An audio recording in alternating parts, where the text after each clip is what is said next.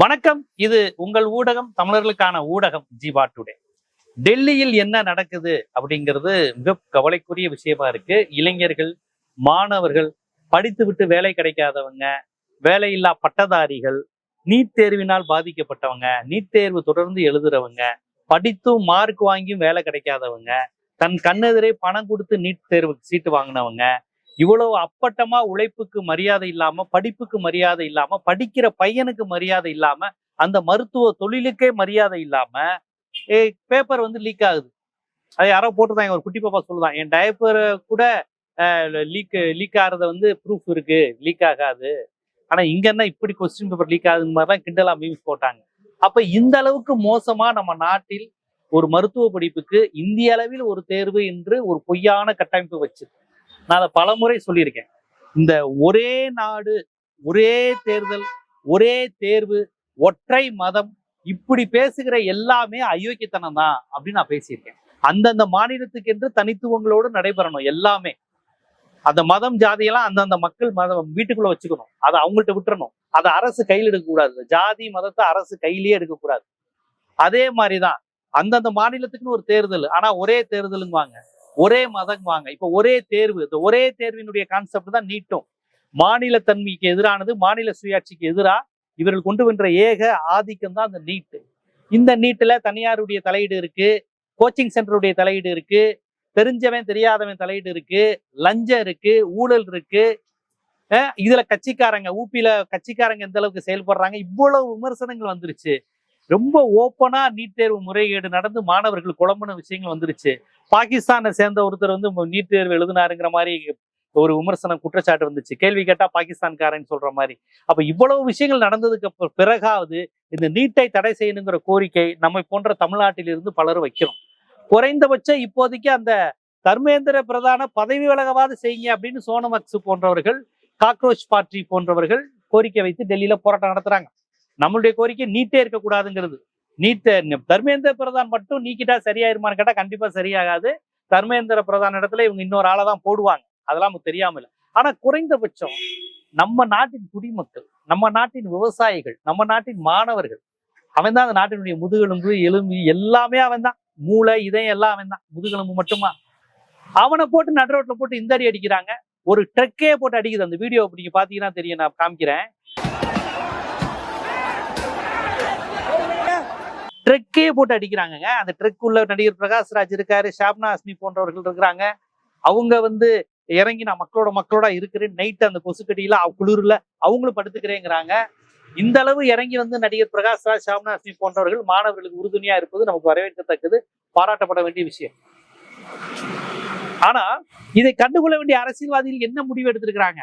குறைந்தபட்சம் அவங்க முன்னாடி தோன்றி, இங்க பாருங்க, கொஞ்சம் தள்ளி வைங்க, முடிவெடுப்போம், பேசுவோம், வேணாம் நிப்பாட்டுங்க, இந்த பெண்கள்லாம் இருக்கிறாங்க, இந்த இதுல தாங்க மாட்டாங்க, நைட் நேரம்லாம் அப்படி ஒன்னா இது பண்ணாதீங்க, பெரிய பிரச்சனை வந்துடும், வேணாம், எதற்கும் தயாரா இல்லை. ஏங்க குறைந்தபட்சம் தர்மேந்திர பிரதான நாங்க பதவி விலக வச்சுட்டு அதுக்கப்புறம் கூட ஒரு விளக்கம் தரலாம்ல. ஆனா பிரதானும் அமித்ஷாவும் சந்திச்சுக்கிறதா செய்தி வராங்க. சந்திச்சு என்ன பேசுனாங்க, கண்டினியூ பண்றதா, வேற எப்படிலாம் கொண்டு வர்றது, இந்த மாதிரி யோசிக்க போறாங்களா அப்படிலாம் நமக்கு தெரியல.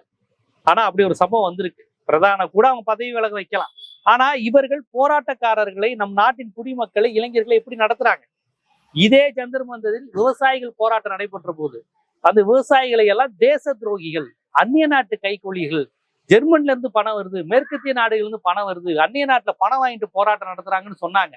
அதுக்கு அந்த பிரபகண்டாவுக்கு யாரு? சச்சின் மாதிரி ஆட்கள், கங்கனா ரணாவத் போன்ற மிகப்பெரிய நாட்டினுடைய அடையாளம் அவங்க தாங்க. இந்தியாங்கிறதே சச்சின், அதானி, அம்பானி, கங்கனா ரணாவத்துகள் தான் இந்தியா. நம்மளை மாதிரி இங்க வந்து உழைக்கின்ற மக்கள், போராடுகின்ற மக்கள், மாணவர்கள், இந்த நாட்டுக்கு உழைச்சு வரி தர்றவன், இந்த நாட்டை வெளிநாட்டுல பெருமையா காமிக்கிறவன் எவனும் இந்த நாட்டோட அடையாளம் கிடையாது. அடையாளம் ஃபுல்லா அந்த பணக்கார சச்சின், பணக்கார அம்பானி, அதானி, கங்கனா ரணாவத், அவங்க அந்த அதிகார வர்க்கத்துக்கு ஜாலரா அடிச்சு போயிட்டே இருப்பாங்க. நம்ம நாட்டில் நடைபெறுகிற போராட்டம் குறித்து வெளிநாட்டுல பேசக்கூடாதுன்னு சொன்னாரு சச்சின். அவரும் பேச மாட்டாரு. வெளிநாட்டுல இருக்க யாரோ மனித உரிமை ஆர்வலர் பேசினாலும் பேசக்கூடாது. அப்ப இதுதான் இந்தியாவுடைய செட்டப்பா இருக்கு.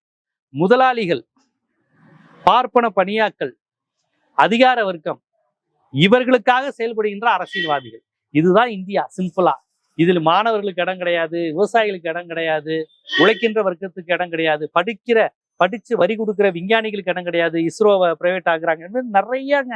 இதுதாங்க கான்செப்ட். ஆனால் இதை எதிர்த்து போராடுகிற மாணவர்கள் மீது அவங்க நடத்துகின்ற அந்த விதம் இருக்குல்ல, அது இவங்க செவிமடுக்கிறது மட்டும் இல்ல, கேட்டா அடிப்போங்கிறது தான்.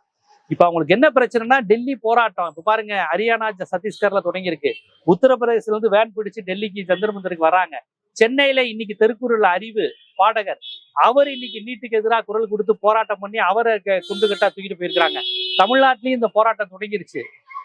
அப்ப இந்த அச்சம் தான் வருது. இந்தியா முழுக்க நடந்துட்டா என்ன பண்றது, இளைஞர்கள் விழிப்புணர்வு பெற்று விட்டால் என்ன பண்றது, இதுதான் அவங்களுக்கு வராங்களே ஒழிய மற்றபடி இவர்கள் நடத்த அந்த வீடியோலாம் பாருங்க, அவங்க நடத்துற விதம், கட்டுக்கட்டா தூக்கிட்டு போறது, ட்ரக் அடிக்கிறது, இதெல்லாம் பார்க்கும்போது இவர்களிடம் உரையாட அவங்க தயாரா இல்ல.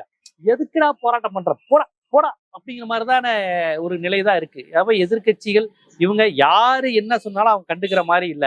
நாடாளுமன்றத்துல குரல் கொடுத்தாலும், குடியரசுத் தலைவரை நோக்கி பேரணி போனாலும், ஒரு மனித உரிமை செயற்பாட்டாளர் கல்வி செயல்பட்ட உயிர் போற அளவுக்கு உண்ணாவிரதம் இருந்தாலும், இப்போ இந்த பிரகாஷ்ராஜ், ஷாப்னா ஆஸ்மி போன்றவர்களே படுத்திருந்தாலும் எல்லாரையும் அடிப்போம், உதப்போம், அடிச்சு தூக்குவோம், நீ மயக்கம் போட்டு விழு, செத்துப்போ, இதை பத்திலாம் நான் கவலைப்பட போறதில்லை. இப்படி ஒரு மனநிலையில அரசு இருப்பது, இதுதான் பாசிசம். நீங்க ஹிட்லர் முசோலினின்னு தனியா வரலாறு படிக்கிறீங்க. ஹிட்லர் முசோலினி காலத்துல இதுதான் நடந்தது. மக்களை பேசக்கூடாது, போராடக்கூடாதுங்கிறது தான். ஆனால் எங்கெல்லாம் ஒடுக்குமுறை நிகழ்கிறதோ அங்கெல்லாம் அது காட்டு தீ போல பரவும் அந்த போராட்டம். டெல்லியில அடிச்சா இந்த சென்னையில எதிரொலிச்சிருச்சு. அடுத்து கேரளா, கர்நாடகா, ஹைதராபாத், வட இந்தியாவில் நம்மளை விட வட இந்தியாவில் இந்த மாதிரி போராட்டங்கள் இப்ப அதிகமாகுது. தமிழ்நாடு மாதிரி தென்னிந்தியா மாதிரி மாநிலங்களை விட அங்க சங் பரிவார ஆதிக்கத்தில் இருக்கக்கூடிய வட இந்தியாவிலும் மாணவர்கள், இளைஞர்கள் கொதித்து வர்றாங்க. ஏன்னா நம்மளோட அதிக பாதிப்பாதவங்க தான். படிப்புங்கிறது அவங்களுக்கு இன்னும் பெரிய எட்டாக்கனியா இருக்கு. அந்த உண்மையை இப்ப இளைஞர்கள் உணர்றாங்க. அப்ப இந்த காக்ரோச்சுங்கிறது ஏதோ வட இந்தியாவில மட்டும் இல்ல, தமிழ்நாடு, தென்னிந்தியா, இந்தியா முழுக்க காக்ரோச் அரிக்க போகுது. இவர்கள் என்ன செய்ய போகிறார்கள்? பிரதானை சந்தித்திருக்கிறார்கள், பதவி விலக வைப்பாங்களா? அடுத்து நீட்டை நிறுத்துவதற்கான வேலையில் ஈடுபடுவாங்களா? இது எதையும் அவர்களாக செய்ய மாட்டார்கள். செய்ய வைப்பது இந்த போராட்ட குழுவும் போராட்டக்காரர்களும். தொடர்ச்சியாக இது குறித்து கருத்து எழுப்புகின்ற ஜனநாயகவாதிகளும் ஊடகவியலாளர்கள் மட்டுமே.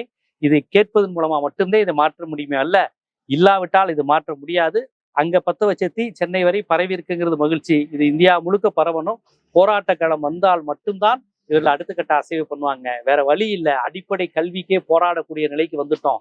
இனி படித்தவனுக்கு மார்க் கிடைக்குமான்னு தெரியாது, உழைக்கிறவனுக்கு அதற்கான பலன் கிடைக்குமான்னு தெரியாது, வரி கட்டினவனுக்கு இந்த நாட்டில் இனி மரியாதை இருக்குமான்னு தெரியாது. இப்படிப்பட்ட சூழ்நிலையில் அடிப்படையான விஷயங்கள் கூட இப்படி இளைஞர்களும் மாணவர்களும் விவசாயிகளும் போராடக்கூடிய நிலையில் நாடு இருக்கிறது. தயவு செய்து அரசியல் படிங்க, அரசியல் உணர்வோடு இருங்க. பொழுதுபோக்கு, நுகர்வு கலாச்சாரம், சினிமா கவர்ச்சியில இருந்தீங்கன்னா நாடு எங்க போய் முடியும்னு தெரியல. வட இந்தியாவில் கூட அந்த உணர்வு வந்துருச்சு. தமிழ்நாடு போன்ற மாநிலங்கள் மீண்டும் அந்த அரசியல் உணர்வை தட்டி எழுப்ப வேண்டிய தேவை இருக்கிறதோ அப்படிங்கிற ஒரு அச்சமும் பயமும் ஒரு ஐயமும் எனக்கு வந்திருக்கு. அதை போக்க வேண்டிய பொறுப்பு நம்ம இளைஞர்களுக்கு இருக்கு. தொடர்ச்சியாக அரசியல் படுங்க, அரசியல் தொடர்பான நிகழ்வுகளை கேளுங்க. அது ஏன் மக்கள் போராடுறாங்கன்னு சிந்திச்சு பாருங்க. இது போன்ற அரசியல், சமூகம், சினிமா, சட்டம், பொருளாதாரம் போன்ற பல்வேறு விழிப்புணர்வு காணொலிகள் உங்களை சேர்வதற்கு ஜீவா டுடே சேனலை சப்ஸ்கிரைப் பண்ணுங்க, ஆதரவு தாங்க. நன்றி.